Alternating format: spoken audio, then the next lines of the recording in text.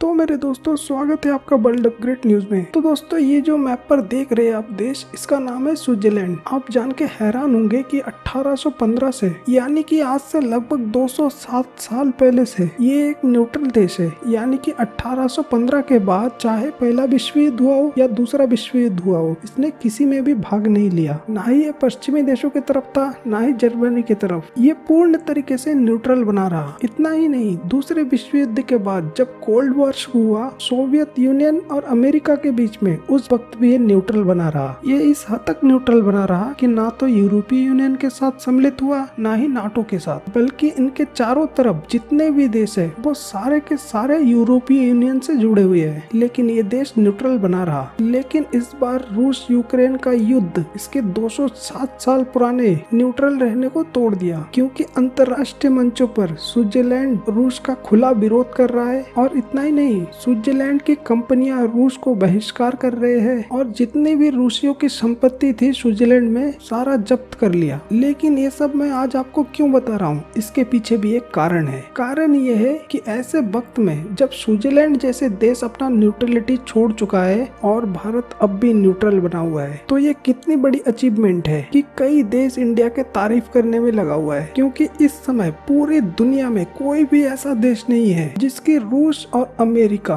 दोनों के साथ दोस्ती हो। ज्यादातर देश आपको ऐसे मिलेंगे या अमेरिका के साथ खड़े हैं या रूस के। ऐसे में भारत ने दोनों के साथ अपना संबंध अच्छा रखा है। और ये देख कर चीन, अमेरिका और बाकी यूरोप के सारे देश चिंता में हैं कि भारत आखिर ऐसा कैसे कर रहा है। इसका पूरा श्रेय मिलना चाहिए भारत के राजनयिकों को और विदेश मंत्री को और साथ ही हमारे इंडियन गवर्नमेंट को, जिन्होंने ये कारनामा करके दिखा दिया है। क्योंकि जब युद्ध शुरू हुआ था ना, क्योंकि उस वक्त सब ने कहा था कि भारत को अब एक पक्ष चुनना ही होगा। लेकिन पिछले कुछ हफ्तों में भारत ने बड़े से बड़े धुरंधरों को धूल चटाई है डिप्लोमेटिक मैदान में। और इतना ही नहीं, अभी ऑस्ट्रेलिया के मंत्री का और उनके मुख्यमंत्री का बयान आया है कि जी भारत यहाँ पे रूस का निंदा नहीं कर रहा है। तो उन्होंने कहा है कि जो भारत का स्टैंड है रूस यूक्रेन पर, तो क्वाड देश उसका सम्मान करता है। तो मैं आपको बता दूं कि क्वाड में कौन कौन से देश है। अमेरिका, ऑस्ट्रेलिया, जापान और भारत, यानी कि सारे देशों ने समर्थन किया है भारत के स्टैंड का। इसमें से किसी देश को भी भारत के